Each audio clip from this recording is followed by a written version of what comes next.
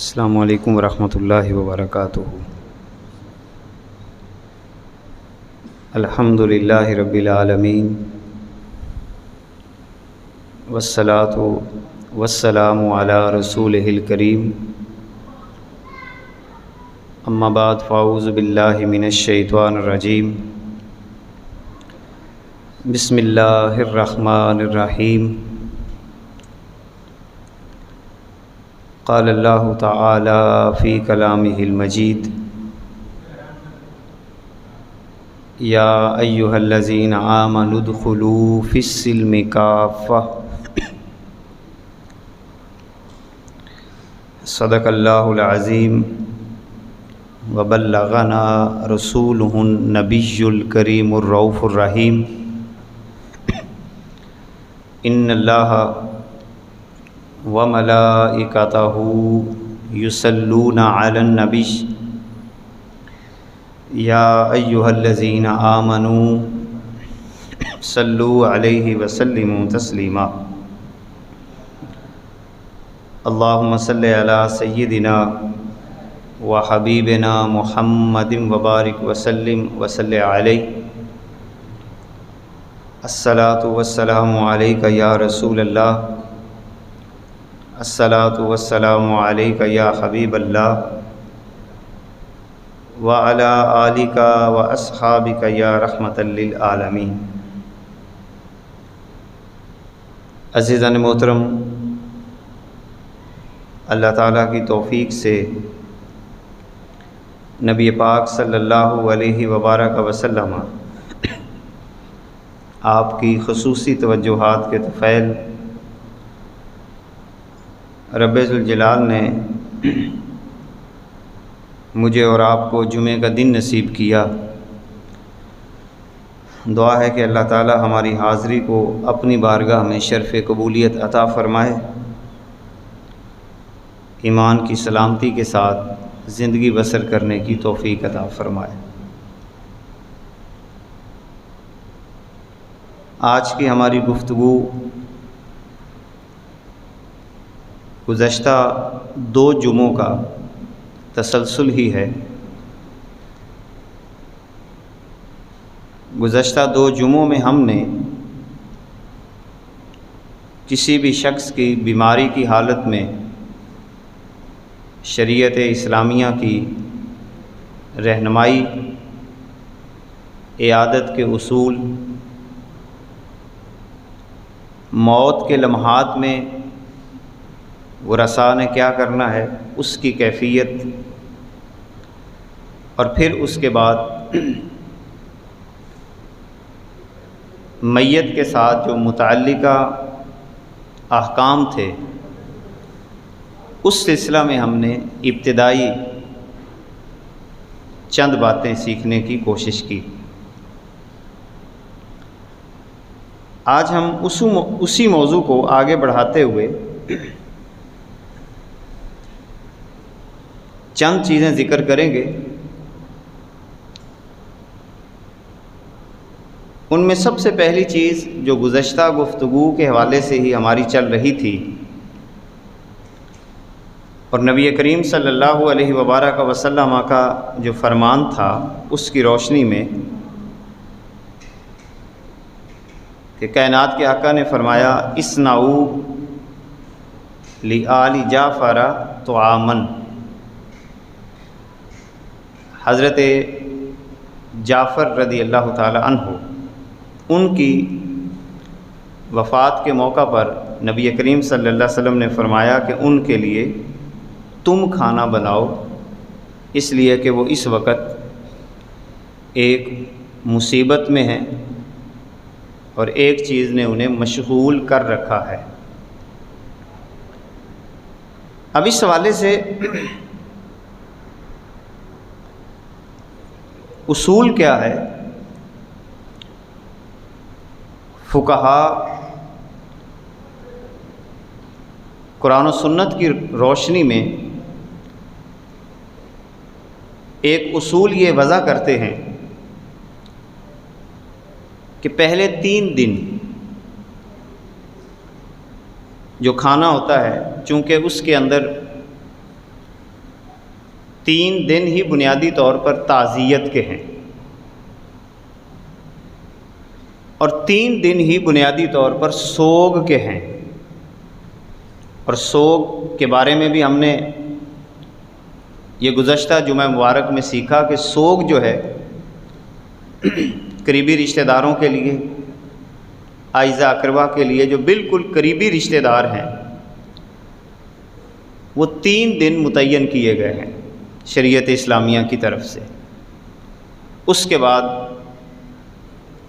قریبی رشتہ دار تو سوگ سے باہر آ جائیں گے، مگر وہ عورت جس کا شوہر فوت ہوا ہے وہ 4 مہینے 10 دن سوگ کی کیفیت میں گزارے گی، اور اس کے عدت کے احکام جو ہیں وہاں پر اس کے اوپر لازم ہو جائیں گے۔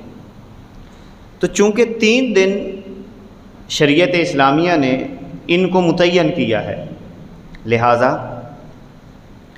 3 دن کا کھانا جو ہے یہ اس گھر کے اندر میت کا کھانا ہی شمار ہوگا۔ تو اس سلسلہ میں فقہا یہ کہتے ہیں کہ پہلے 3 دن میت کا کھانا شمار ہوگا، اور میت کا کھانا جو ہے یہ خاص طور پر اغنیاء کے لیے اور فقراء کے لیے بھی کسی حد تک یہ ان 3 دنوں کے اندر اس گھر سے کھانا درست نہیں ہے۔ بلکہ ہم نے گزشتہ ایک روایت کے اندر یہ بات بھی جانی کہ صحابہ کرام ان 3 دنوں کو یا 3 دنوں کے علاوہ بھی کچھ دنوں کو وہ نوحہ کے برابر شمار کرتے تھے، یعنی جس طرح نوحہ حرام ہے اسی طرح ان 3 دنوں کا کھانا بھی اپنے اوپر وہ ناجائز سمجھتے تھے، اور اس گھر کے اندر اس نیت سے نہیں جاتے تھے کہ یہاں سے ہمیں کھانے کی کوئی چیز ملے، صرف تعزیت کے لیے جاتے۔ وہ دعا جو مسنون دعائیں ہیں شریعت اسلامیہ نے بتائی ہیں وہ دعائیں مانگا کرتے، اور اس کے بعد اپنے گھروں کو واپس آ جایا کرتے تھے۔ اب 3 دن کا کھانا میت کا کھانا ہے، اور اس کے بعد یعنی 3 دن جب گزر جاتے ہیں تو کیا اس گھر سے اس کے بعد بھی نہیں کھایا جا سکتا؟ تو اب کہتے ہیں کہ 3 دن کے بعد اس گھر سے کھایا جا سکتا ہے، مگر اس سلسلہ میں بھی فقہا نے لکھا کہ اگر کوئی بندہ 3 دن کے بعد بھی موت کی نیت سے دعوت کرتا ہے، یعنی اس کا تعلق میت کے ساتھ جوڑتا ہے اور اس کو بطور دعوت کے وہ اس کی طرف منسوب کرتا ہے، تو اس سلسلہ میں حکم کیا ہے؟ اس سلسلہ میں حکم یہ ہے کہ وہ بھی میت کا کھانا ہی شمار کیا جائے گا۔ لہٰذا اس سے یہ بات بھی واضح ہوئی، جیسا کہ فتاوی تارخانیہ اس کے اندر یہ عبارت باقاعدہ موجود ہے، لا یباح اتخاذ الضیافۃ عندہ 3 ایام، کہ 3 دنوں کے اندر میت کے ہاں ضیافت مباح نہیں ہے، یعنی میت کے حوالے سے کوئی دعوت کا اہتمام کرنا یا یہ پہلو اختیار کرنا یہ درست نہیں ہے۔ اب پھر یہ سوال پیدا ہوتا ہے کہ 3 دن کے بعد کے حوالے سے شریعت اسلامیہ نے ہماری کیا رہنمائی کی ہے؟ اب یہ بات انتہائی سمجھنے کے قابل ہے، بہت سارے سوالوں کا جواب ہے۔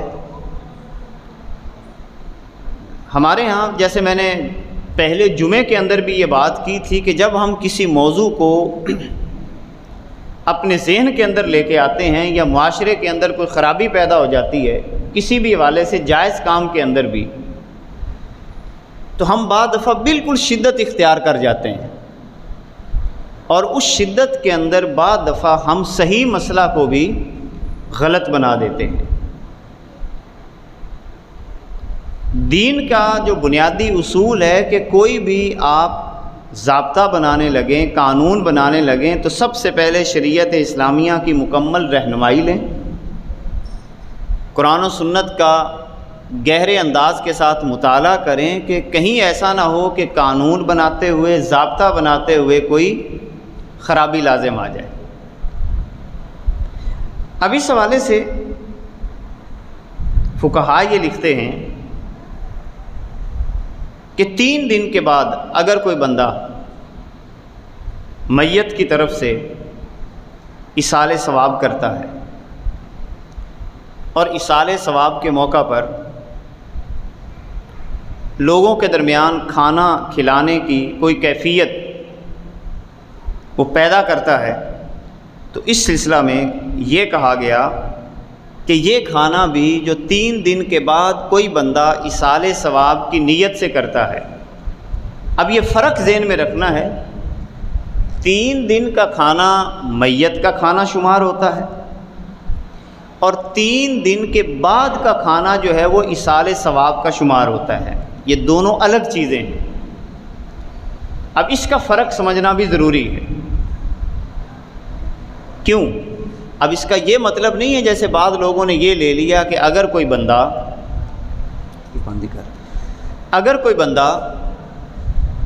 3 دن کے بعد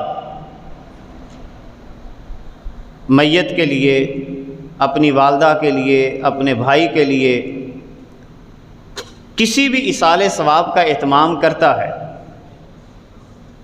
تو کیا اس کا کھانا یا اس کا استعمال کرنا بالکل ناجائز ہے؟ ایسا نہیں ہے۔ اب یہ 3 دن کے بعد کا جو کھانا ہوگا بنیادی طور پر اس کو ایصال ثواب کا کھانا کہا جاتا ہے۔ مگر اس سلسلہ میں بھی فقہاء نے یہ لکھا ہے کہ فقراء کو زیادہ سے زیادہ اس کے اندر ترغیب دی جائے کھانا کھلانے کی۔ آپ کے علاقے کے فقراء ہوں، گلی اور محلے کے فقراء ہوں، یا رشتہ دار ایسے ہوں جن کے گھر کھانا نہیں بنتا، تو اب اس سلسلہ میں زیادہ یہاں پر اپنا سرمایہ خرچ کرنے کی بجائے ایصال ثواب کی جو بہترین صورت یہاں پہ ہوگی وہ کیا ہوگی کہ یہ کھانا فقراء پہ استعمال کیا جائے، اور اغنیاء اس کھانے سے پرہیز کریں۔ حرام نہیں ہے۔ بعض لوگ یہاں پر اتنی شدت بھی اختیار کر جاتے ہیں کہ خدا نخواستہ اس کھانے کو حرام کہنا شروع کر دیں۔ حرام نہیں، مگر بہتر یہ ہے کہ اغنیاء نہ کھائیں اور فقراء پہ زیادہ سے زیادہ اس کھانے کو خرچ کیا جائے، کیونکہ شریعت اسلامیہ میں باقاعدہ کھانا کھلانے کی ترغیب یہ ہمیں ملتی ہے۔ مگر اب سوال یہ ایک پہلو تو یہ ہو گیا کہ کیا سارے استعمال کر سکتے ہیں یا نہیں ایسی چیز؟ دیکھیں اس کے اوپر بڑی واضح دلیل ہے، مستند حدیث پاک حضرت سعد رضی اللہ تعالی عنہ، ان کی والدہ کا انتقال ہوتا ہے، کچھ دن گزرتے ہیں تو آپ رضی اللہ تعالی عنہ حاضر ہوتے ہیں سرکار کی بارگاہ میں اور عرض کرتے ہیں یا رسول اللہ صلی اللہ علیہ وسلم، میں اپنی والدہ کی طرف سے کچھ نہ کچھ پیش کرنا چاہتا ہوں۔ تو مشاورت کے بعد طے پایا کہ آپ ایک کنواں اپنی والدہ کے نام لگوا دیں۔ تو باقاعدہ طور پر اس کنویں کا جو نام رکھا گیا کہ یہ کنواں جو ہے یہ سعد کی والدہ کی طرف سے ہے۔ اب گویا کہ اس کنویں سے امیر بھی پانی بھرتے تھے اور غریب بھی پانی بھرتے تھے، تھا ایصال ثواب کے لیے۔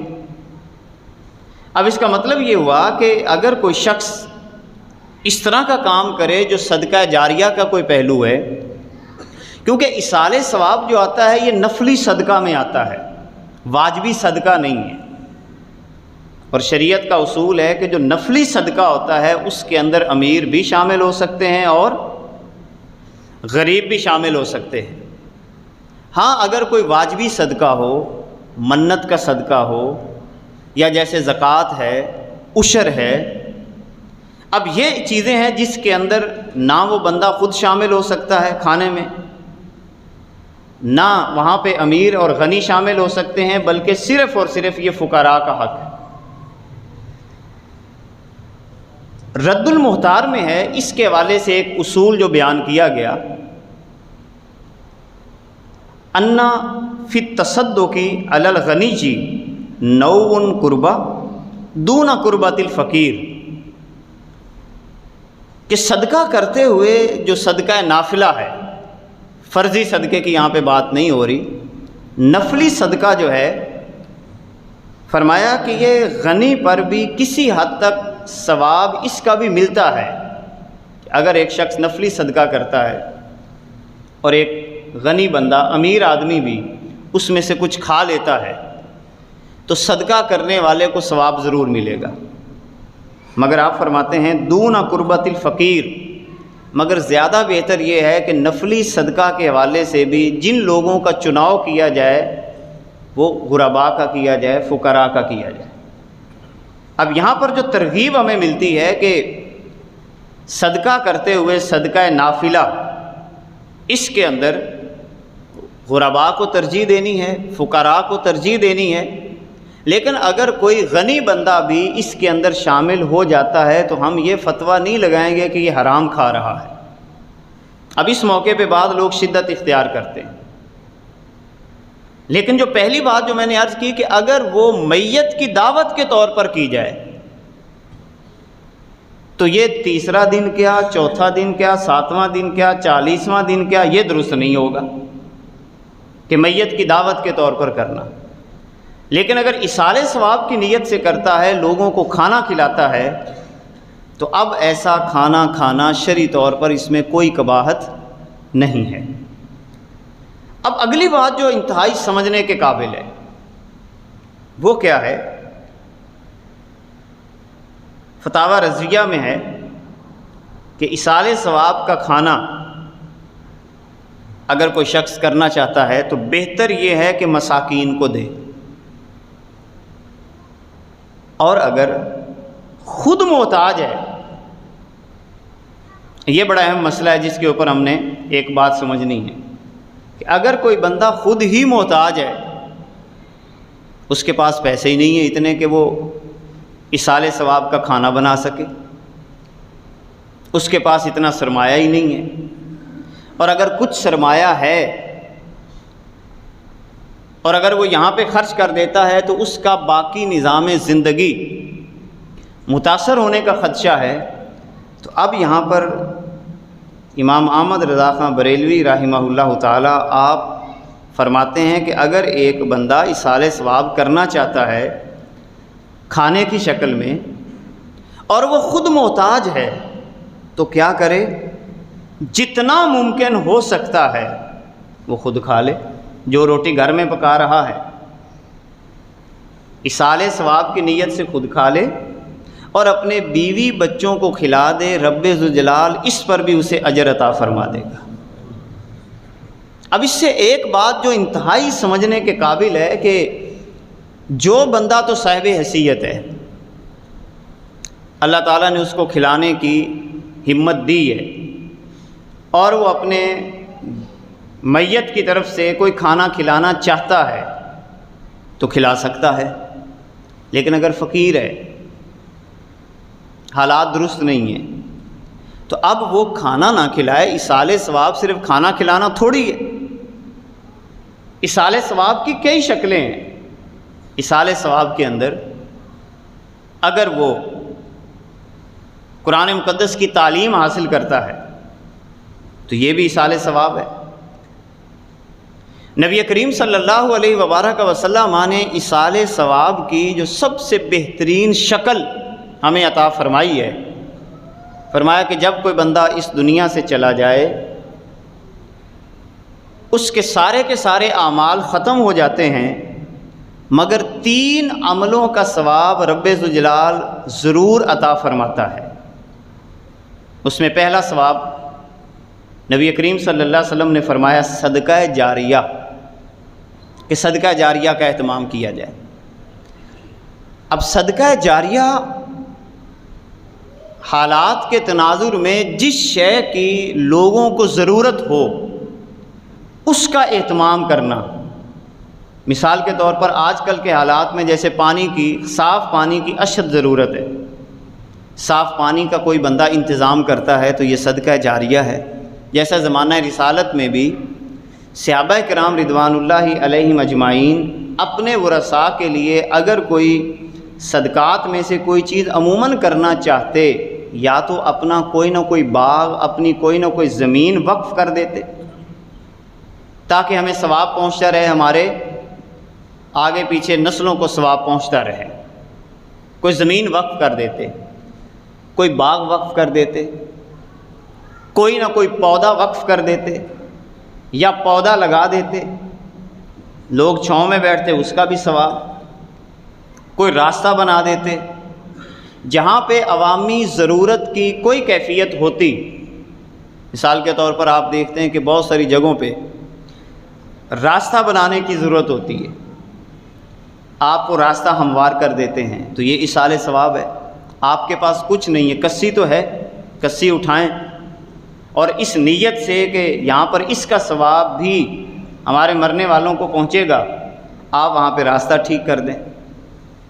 بعض جگہیں ایسی ہوتی ہیں کہ پانی گزر رہا ہوتا ہے اور پانی کے بہاؤ کی وجہ سے ٹریفک کا کوئی مسئلہ ہو جاتا ہے، آپ وہاں پہ کوئی نہ کوئی پورا رکھ کے آپ راستے کی کیفیت کو ہموار کر دیتے ہیں، یہ ایصال ثواب کی بہترین شکل ہے۔ اسی طرح صدقے کی ہر وہ کیفیت جو حدیث پاک میں آتی ہے، کائنات کے آقا صلی اللہ علیہ وسلم نے یہاں تک بتایا کسی بھولے ہوئے بندے کو راستہ بتا دینا یہ بھی صدقہ ہے۔ راستے میں گری پڑی چیز اس کو ایک طرف کر دینا تاکہ راستے میں کسی کو کوئی تکلیف نہ ہو، یہ بھی صدقہ ہے۔ کائنات کے آقا صلی اللہ علیہ وسلم نے فرمایا کہ اگر کوئی چیز بھی بندے کے پاس نہ ہو تو کم از کم اپنے چہرے پہ مسکراہٹ رکھتا ہے لوگوں کو خوش کرنے کے لیے، تو اس پر بھی اللہ تعالیٰ اس کو صدقے کا ثواب عطا فرما دیتا ہے۔ اب یہ وہ چیزیں کتنی خوبصورت ہیں کہ ایک بندہ فرض کریں کہ اپنے والدین کو، اعزاء اقربا کو ثواب پہنچانا چاہتا ہے اور اس کے پاس خرچ کرنے کی کیفیت نہیں ہے تو وہ کیا کرے گا؟ اس طرح کے اعمال اختیار کر کے اپنے مرنے والوں کو ثواب پہنچا سکتا ہے۔ اب یہاں پر ایک اور اہم بات وہ کیا ہے کہ اگر کوئی بندہ کوئی بھی ایصال ثواب کا کام مالی شکل میں کرنا چاہتا ہے تو سب سے پہلا انتخاب تو کرے کہ میں اپنے مال سے صدقہ جاریہ کروں، مسجد کی تعمیر میں جو ضرورت ہے اس پر اپنا سرمایہ خرچ کر دینا۔ اسی طرح کوئی بچہ دین کا علم حاصل کر رہا ہے اس پر اپنا سرمایہ خرچ کرنا، یہ صدقہ جاریہ کی ایک شکل ہے۔ کسی کو کتابیں لے کے دے دینا، یہ صدقہ جاریہ کی ایک شکل ہے۔ اس کے علاوہ کسی کے پاس فرض کریں کہ فیس بھرنے کو پیسے نہیں، آج کل فیس کا سسٹم بھی ہے، آپ اس کے لیے فیس کا اہتمام کر دیتے ہیں، یہ صدقہ جاریہ ہے۔ اس کے علاوہ دینی معاملات کے اندر کسی بھی قسم کی جو معاونت ہوتی ہے، کسی بھی قسم کی، چاہے وہ مدرسین کی تنخواہ کی شکل میں ہو، انتظام و انصرام کے حوالے سے کوئی کیفیت ہو، یہ ساری باتیں کیا ہیں؟ یہ ساری کی ساری صدقہ جاریہ کے اندر آتی ہیں، جس کا ثواب مرنے والوں کو جز وقتی طور پر نہیں ملتا، جب تک وہ چیز آپ کی چلتی رہے گی رب ذوالجلال اس کا ثواب مرنے والے کو عطا فرماتا رہتا ہے۔ ایک بات سمجھ کے پھر آگے چلیے کہ میں دوبارہ یہ عرض کر رہا ہوں، کسی بھی شے کو حلال کرنا یا حرام کرنا یہ انسان کا اختیار نہیں ہے۔ ہم بعض دفعہ جذبات میں آ کر حلال چیزوں کو بھی حرام کر دیتے ہیں ناسمجھی کے طور پر، اور اسی طرح ہم بعض دفعہ حرام چیزوں کو حلال کر رہے ہوتے ہیں، یہ انسان کا اختیار نہیں ہے۔ لہذا کوئی بھی بات کرنے سے پہلے آپ نے رہنمائی لینی ہے قرآن و سنت سے۔ اب اس سے اگلی بات کیا جو میت کی طرف سے کھانا بنایا جاتا ہے وہ تو ہم نے پہلے پڑھا کہ وہ درست نہیں ہے اس کا کھانا۔ ایصال ثواب کا کھانا فقراء کا زیادہ حق ہے۔ اگر کوئی امیر اس میں شامل ہو جاتا ہے تو وہ حرام نہیں کھائے گا، لیکن بہتر کیا ہے، ایسے کھانے کی تمنا بالکل نہ کی جائے۔ ایسے کھانے کی تمنا رکھنا، خواہش رکھنا، اس حوالے سے فقہا کہتے ہیں کہ یہ درست نہیں ہے۔ اس کی وجہ کیا ہے؟ اصل میں صدقات و خیرات بنیادی طور پر مشروع کس لیے کیے گئے ہیں؟ جو قرآن میں یہ ضابطہ ہے کہ اللہ تعالیٰ نے جن لوگوں کو مال عطا کیا ہے وہ غرباء پہ خرچ کریں تاکہ دولت کی تقسیم ہوتی رہے۔ اب اگر ایک غنی بندہ وہ بھی اس کی چاہت رکھتا ہے کہ میں بھی یہ حاصل کروں، جیسے ہمارے ہاں بہت سارے افراد جو زکوٰۃ کے مستحق نہیں ہوتے، آپ نے دیکھا کہ جب یہ زکوٰۃ کارڈ بنے یا اس کے علاوہ کوئی یہ صدقات و خیرات کی کوئی گورنمنٹ ترتیب بناتی ہے تو وہ بھی اس کے اندر شامل ہو جاتے ہیں، حالانکہ ان کو زکوٰۃ نہیں لگتی۔ اب یہ چیزیں کرتی کیا ہیں؟ اس بارے میں فقہا نے یہ لکھا ہے کہ یہ چیزیں چونکہ دوسروں کے حق کی طرف انسان متوجہ ہو رہا ہوتا ہے، اس کی وجہ سے اللہ تعالیٰ اس کے دل کے اندر زنگ سا پیدا کر دیتا ہے، جس کی وجہ سے دل اس کا آہستہ آہستہ مردہ کیفیت میں چلا جاتا ہے۔ ایصال ثواب کے اندر ایک اور انتہائی اہم چیز وہ کیا ہے کہ یہ عقیدہ بنا لینا کہ فرض کریں کہ ثواب جو ہے یہ تیسرے دن ہی پہنچے گا، اس کے علاوہ ثواب میں کوئی کمی بیشی آ جائے گی، یا خاص طور پر یہ عقیدہ بنا لینا کہ 7ویں دن ہی ثواب پہنچے گا، اس سے ایک دن بھی آگے پیچھے ہو گیا تو ثواب نہیں پہنچے گا یا ثواب میں کمی آ جائے گی، یا پورے کے پورے 40 دن ہی متعین کر لینا کہ 40ویں دن ہی ہم نے ایصال ثواب کا کوئی کام کرنا، اس سے آگے پیچھے نہیں ہو سکتا۔ یہ عقیدہ شرعی طور پر غلط ہے۔ شریعت اسلامیہ نے ایسا کوئی عقیدہ ہمیں فراہم نہیں کیا۔ ایصال ثواب ہے، جب انسان کو اللہ تعالیٰ توفیق دے وہ اپنی میت کی طرف سے کوئی بھی ایصال ثواب کا کام، وہ کھانے کی شکل میں ہو، صدقہ جاریہ کی شکل میں ہو، اس کے علاوہ کسی اور شکل میں ہو، فقراء کے ساتھ حسن سلوک کی شکل میں ہو، کسی بیمار کا علاج کروانے کی شکل میں ہو، کوئی شکل بھی، جب بھی اللہ تعالیٰ اسے توفیق عطا فرما دے وہ ایصال ثواب کا اہتمام کر سکتا ہے۔ اور کچھ نہ صحیح روزانہ نماز پڑھے تو ایصال ثواب کی بہترین شکل ہے۔ 5 وقت کی جو بندہ نماز پڑھتا ہے اس کے اندر ہر نماز کے اندر کیا کرتا ہے؟ ایصال ثواب کی دعا کرتا ہے، رب اجعلنی مقیم الصلاۃ ومن ذریتی ربنا وتقبل دعا ربنا اغفر لی ولوالدی وللمؤمنین یوم یقوم الحساب۔ اب دیکھیں کتنی بڑی دعا ہے، اے اللہ مجھے بھی معاف کر دے، ولوالدی میرے والدین کو بھی معاف کر دے، وللمؤمنین اور تمام ایمان والوں کو بھی معاف کر دینا، یوم یقوم الحساب جس دن قیامت قائم ہو۔ اب دیکھیں اگر کسی بندے کے پاس کچھ بھی نہیں ہے اور وہ مخلص ہے ثواب پہنچانے میں تو کیا کرے؟ 5 وقت کی نماز پڑھے۔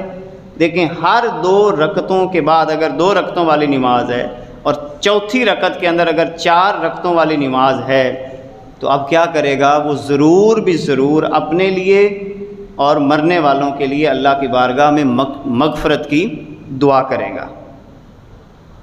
اب اسی طرح ایک اور چیز جو فقہا نے لکھی ان تمام کیفیات کے تناظر میں، میت کا کھانا ہے یا اس کی طرف توجہ کا ہونا، اعلیٰ حضرت آپ سے ایک سوال کیا گیا طعام میت کے حوالے سے، تو آپ نے پہلی بات یہ فرمائی غنی نہ لے، غنی نہ لے۔ نمبر 2 فقیر لے سکتا ہے، اور فقیر سے مراد کیا ہوتا ہے؟ جس کا گزر اوقات بڑی مشکل سے ہوتا ہو، اس کو فقیر کہتے ہیں۔ اور شریعت نے اس کی ایک لائن بھی مقرر کی ہے، 52.5 تولے چاندی، 52.5 تولے چاندی کی مقدار جس کے پاس رقم جمع نہ ہو وہ فقیر ہوتا ہے، اور جس کے گھر کے اندر جس کی بچت کسی بھی شکل کے اندر 52.5 تولے چاندی یا اس کے برابر رقم کی شکل میں ہو تو شریعت کی نظر میں اسے غنی کہا جاتا ہے۔ اب جو غنی ہوگا، جس کے پاس اتنا سرمایہ محفوظ ہے، وہ تو اس کی توجہ نہ کرے، وہ زکوٰۃ بھی نہیں لے سکتا، وہ عشر کی رقم بھی نہیں لے سکتا، اس کے علاوہ وہ صدقہ واجبہ وہ بھی نہیں کھا سکتا۔ یعنی کسی نے منت مانی، چلے یہاں پر ایک ضمنی مسئلہ بھی آ گیا، وہ بھی آپ ذہن میں رکھیں۔ فرض کریں کہ آپ میں سے کوئی بندہ منت مانتا ہے کہ یا اللہ اگر یہ میرا فلاں کام ہو گیا تو میں ایک دیگ چڑھاؤں گا، آپ یہ منت مان لیتے ہیں، یا آپ کہتے ہیں کہ میں وہاں پر ایک پانی کی سبیل لگاؤں گا۔ اب یہاں پہ ہمارے ہاں غلطی کیا ہوتی ہے؟ منت جو ہے اس کا جو رقم ہوتی ہے یا جو آپ دے رہے ہوتے ہیں یہ صدقہ واجبہ میں ہوتا ہے۔ اب وہ جو آپ نے چیز بنانی ہے منت کی، جو آپ کا کام ہو گیا اور اب آپ بنا رہے ہیں، نمبر 1 اس میں سے آپ خود بھی نہیں کھا سکتے، گھر میں نہیں رکھ سکتے۔ اسی طرح اوپر کے رشتے، اوپر کے رشتوں سے مراد بالکل سیدھے اوپر جائیں، باپ اور ماں، پھر اسی طرح دادا پردادا، وہ نہیں اس میں سے کھا سکتے۔ اسی طرح اولاد، بیٹا بیٹی، اور پھر نیچے چلتے چلے جائیں ان کی اولاد، وہ بھی منت کے کھانے میں سے یا منت کی کسی چیز کو استعمال نہیں کر سکتے۔ اسی طرح اس کھانے میں سے غنی وہ نہیں کھا سکتا، امیر نہیں کھا سکتا، جس کے پاس جو بچت میں نے آپ کو بتائی وہ موجود ہے وہ بھی نہیں کھا سکتا۔ یہ صرف اور صرف حق کن لوگوں کا ہے؟ یہ فقراء کا حق ہے۔ لہذا اس حوالے سے بھی محتاط ہونے کی ضرورت ہے کہ ہم میں سے بہت سارے افراد جب دیگ بانٹ رہے ہوتے ہیں تو پہلی بات تو پوچھنا چاہیے کہ بھئی نفلی صدقے کی بانٹ رہا ہے یا واجبی صدقہ یعنی منت کی آپ بانٹ رہے ہو۔ اگر تو وہ منت کی بانٹ رہا ہے تو اس کو بتائیں بھی اپنی اولاد کو اس میں سے نہ کھلانا، ماں باپ کو نہ کھلانا۔ ہمارے ہاں عموماً یہ ہوتا ہے کہ ہم سب سے پہلے کچھ پلیٹیں گھر میں رکھتے ہیں اور اپنے بچوں کو بھی کھلا دیتے ہیں، والدین کو بھی کھلا دیتے ہیں۔ جو دائیں بائیں کے رشتے ہیں وہ کھا سکتے ہیں، منت جس نے مانی ہے اس کا بھائی کھا سکتا ہے، اس کی بہن، اس کی اولاد، وہ کھا سکتے ہیں، لیکن اوپر اور نیچے کے رشتے اس کھانے نہ وہ خود کھائے گا، نہ اوپر والے کھائیں گے، نہ نیچے والے کھائیں گے۔ تو اعلیٰ حضرت ایک بات تو یہ فرماتے ہیں کہ طعام میت کے والے سے جو آپ نے باقاعدہ فرمایا کہ غنی نہ لے، فقیر لے سکتا ہے، اور آگے آپ نے فرمایا جو بندہ اس کھانے کا منتظر رہتا ہے باقاعدہ دل میں اور نہ ملنے پر ناخوش بھی ہوتا ہے، مثلا اس کو نہیں ملا، چاہے وہ فقیر تھا اور اس نے کہا لو جی مجھے تو روٹی نہیں کھلائی، مجھ سے تو روٹی نہیں پوچھی، اور ناخوشی کا اس نے اظہار کیا، تو اعلیٰ حضرت فرماتے ہیں کہ جس بندے کے دل کی یہ کیفیت ہو، اظہار اس انداز کے ساتھ کرتا ہو کہ میت کے کھانے پر بھی اعتراضات اٹھاتا ہے کہ ایسا نہیں، اس طرح کا نہیں، مجھے نہیں ملا، ایک بوٹی ملی، یا جیسے ہمارے ہاں مختلف لوگ باتیں کر دیتے ہیں، یا باقاعدہ ایک بھی فلاں جگہ پہ ہم نے جا کے کھانا کھانا ہے، تو اس کا دل جو ہے وہ سیاہ ہو جاتا ہے۔ لہذا اس کی طلب نہیں رکھنی۔ اب اس سلسلہ میں جو بندہ کھانا بنا رہا ہے اس کا بھی بڑا اہم کردار ہے۔ وہ کس حوالے سے؟ دیکھیں کچھ چیزیں معاشرتی سطح پر ان کو بنانا پڑتا ہے بعض دفعہ حالات کے تناظر میں۔ ایک تو یہ بات اتنی زیادہ ایک دوسرے سے کریں تاکہ آپ کا ماحول ہموار ہو کہ جس بندے کے پاس توفیق ہی نہیں ہے، جیسے ہم نے پیچھے ایک روایت کے اندر پڑھا، ایک قول کے اندر پڑھا کہ جس بندے کے پاس گنجائش ہی نہیں ہے اس کا اتنا اثار ثواب ہی کافی ہے کہ بھی اپنے بچوں کو روٹی روزی کھلا دے، یہی اس کے لیے کافی ہے۔ اب قرض لے کر جو ہمارے ہاں عموماً یہ مزاج بن چکا ہے، یہ دکانداروں سے پوچھ لیں، ان سے فہرست نکال لیں کہ کتنے بندے ایسے ہیں جو ایصال ثواب کے موقع پہ قرض کا سودا لیتے ہیں، گوشت قرض پہ اٹھائیں گے۔ اب دیکھیں قرض لینا کتنا منحوس عمل ہے، بغیر ضرورت کے قرض لینا اتنا منحوس عمل ہے کہ نبی کریم صلی اللہ علیہ وبارک وسلم اپنے ابتدائی ادوار میں مقروض شخص کی نماز جنازہ ہی نہیں پڑھاتے تھے، شروع میں نہیں پڑھاتے تھے۔ اسی طرح جامع ترمذی کی روایت ہے، نبی کریم صلی اللہ علیہ وسلم نے فرمایا نفس المؤمن معلقہ بدینہ حتی یقضی عنہ، مومن کی جان اس کے قرض کی وجہ سے لٹکی رہتی ہے، یعنی جو روح نکلی ہے وہ لٹکی رہتی ہے جب تک کہ اس کا قرض ادا نہ کر لیا جائے، یعنی اتنی منحوس چیز ہے۔ قرض صرف ضرورت کی بنیاد پہ لیا جاتا ہے۔ اب ایصال ثواب کوئی ہماری ضروریات میں تو شامل نہیں ہے، شریعت نے تو نہیں کہا کہ تم اتنی دیگیں چڑھاؤ، کہیں پر بھی نہیں لکھا، بس آپ کی توفیق ہے کھانا کھلانے کی کھلائیں، قرض لے کر نہیں۔ پھر اسی طرح جب ہم قرض لے کر ثواب کا اہتمام کریں گے تو جب ثواب ہی نہیں ہوگا تو پہنچانا کس چیز کو ہے؟ یہ تو ناک رکھنے کے لیے عموماً کام کیا جاتا ہے۔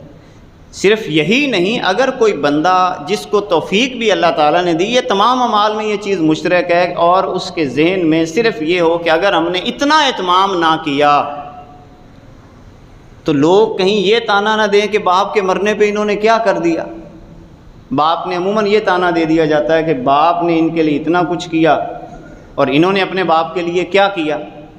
بھی باپ کے لیے بہترین کام کرنے کا جو حضور علیہ الصلوۃ والسلام نے ہمیں عطا فرمایا ہے، کائنات کے آقا نے فرمایا، اب اسی حدیث کے تتمے کی طرف بھی آئیں۔ پہلی بات تو حضور نے فرمائی کہ جو بندہ فوت ہو اور وہ صدقہ جاریہ کرتا ہے، اللہ تعالیٰ مرنے کے بعد کیا قیامت تک اسے ثواب عطا فرماتا رہتا ہے۔ نمبر 2، کائنات کے آقا نے فرمایا والد صالح یدعو لہ، کسی بھی شخص کی نیک اولاد جو ان کے لیے دعا کرتی ہے، سب سے بہترین ایصال ثواب یہ ہے۔ نیک اولاد 5 وقت کی نماز پڑھے گی، ربنا اغفر لی والدیہ پڑھے گی، اللہ تعالیٰ ثواب پہنچا دے گا، آٹومیٹک ثواب پہنچ جائے گا۔ گھر سے چلے گی، نیک اولاد قدم رکھے گی مسجد کی طرف، ثواب والدین کو پہنچے گا، والدین کی روحیں خوش ہو جائیں گی۔ اور تیسری بات رسول اللہ صلی اللہ علیہ وسلم نے فرمائی او علم ينتفع بها، اگر کوئی بندہ اپنی زندگی کے اندر کوئی علمی کام کر جاتا ہے تو اس کا ثواب بھی اللہ تعالیٰ ہمیشہ کے لیے میت کی طرف منسوب کر دیتا ہے۔ آپ کوئی اچھی کتاب لکھ جائیں، کسی ایک بندے کو پڑھا جائیں، وہ آگے پڑھائے گا، ثواب آپ کو آٹومیٹک پہنچے گا۔ اب یہ پہلی چیز جو مرنے کے بعد ہم نے جو سیکھی ہے کہ میت کے ساتھ جو متعلقہ احکام ہیں کھانے کے حوالے سے اور بنانے کے حوالے سے، یہ چند اصول میں نے آپ کے سامنے عرض کیے۔ اس کے بعد جو دوسری چیز آتی ہے وہ ہے قرض کی ادائیگی۔ قرض کی ادائیگی کے حوالے سے ایک روایت تو میں نے آپ کو عرض کر دی۔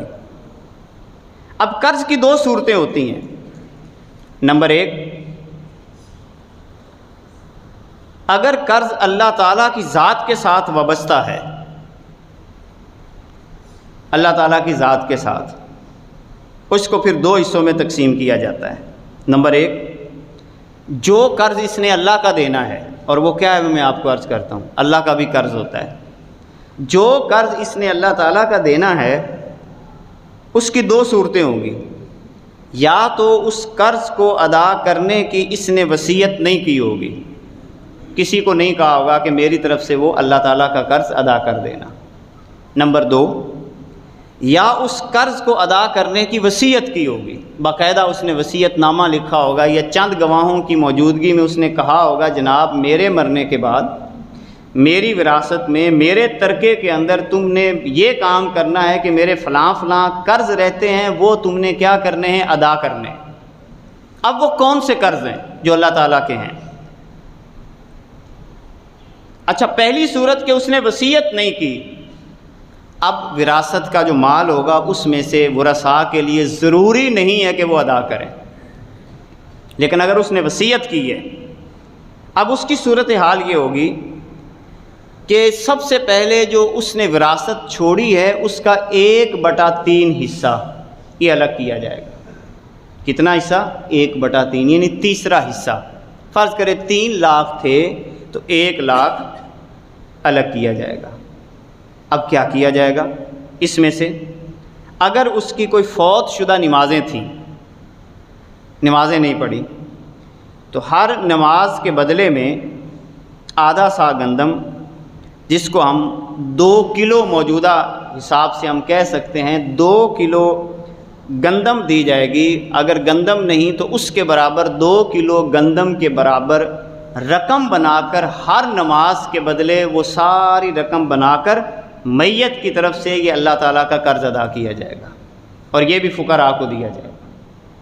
اسی طرح رمضان المبارک کے روزے ہیں، تو اس حوالے سے بھی ہر روزے کے بدلے میں وہاں پر صدقہ دیا جائے گا، عوض آدھا سا صدقہ، یعنی جتنا نماز کا ہے اتنا ہی روزے کا ہے۔ اسی طرح اگر ایک شخص پہ حج فرض تھا، جیسے ہم میں سے بہت سارے ایسے افراد ہیں جن پہ حج فرض ہے، اور میں یہاں پر تھوڑی سی تنبیہ بھی کرتا جاؤں گا کہ جو اللہ تعالیٰ کے فرائض ہیں، خاص طور پر مالی فرائض ہیں، ان کی ادائیگی کی طرف اولین ترجیح دیا کریں جن لوگوں پہ حج فرض ہے۔ حج فرض ہونے کی سادہ سی علامت کیا ہے کہ ضروریات زندگی کے علاوہ اتنی رقم اس کے پاس ہے کہ وہ آنے جانے کا خرچ اور پیچھے اپنے گھر والوں کو بھی اتنا خرچ دے کر چلا جائے، اور اس کے پاس واقعتاً اتنا سرمایہ موجود ہے تو اس پر حج فرض ہو جاتا ہے۔ اس میں بالکل یہ نہیں چلے گا کہ جناب میں نے اپنے بچوں کی شادیاں کرنی ہیں، بیٹیوں کی شادیاں کرنی ہیں، فلاں خرچہ کرنا ہے، فلاں کرنا ہے۔ شریعت نے جو خرچے آپ پر اور مجھ پر لازم ہی نہیں کیے وہ فرائض کی ادائیگی میں بطور رکاوٹ ہم پیش نہیں کر سکتے۔ حج فرض ہے تو فرض ہے۔ حضور علیہ الصلوۃ والسلام نے بڑا سخت جملہ یہاں پہ آپ نے ارشاد فرمایا کہ جس بندے پہ حج فرض ہے اور استطاعت کے باوجود وہ حج نہیں پڑھتا، کائنات کے آقا نے فرمایا پھر اللہ کو کوئی پرواہ نہیں ہے کہ وہ یہودی ہو کے مرے یا عیسائی ہو کے مرے۔ یعنی اتنی سخت وعید ہے اس کے حوالے سے۔ لہذا ہر بندہ اپنا اپنا جائزہ لے،